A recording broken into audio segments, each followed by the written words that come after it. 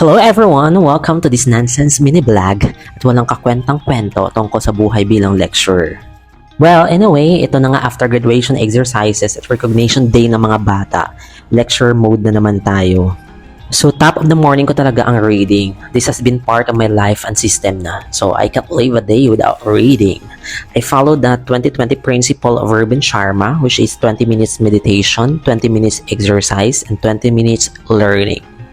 After reading, ni-review ko yung lecture notes ko, baka nakalimutan ko na. Siyempre, for 8 years of being National Lecturers Review Center, every season, nag-update kami ng materials, kaya aral at aral ulit.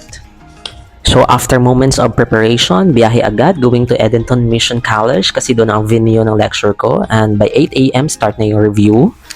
For 2 days, dalawang subjects yung diniscuss ko, the teacher and the school curriculum, and facilitating learner-centered teaching and some part of foundations of special and inclusive education. So how do we do in review? So basically, simula tayo from simple concepts going to broader perspective to understand better the underlying principles and theories. So inductive approach tayo para mas mag-gets ng mga students. So by afternoon ng Sunday, medyo malakas ang ulan at brownout pa. Pero tuloy ang laban kasi may pangarap at lisensyang nakataya.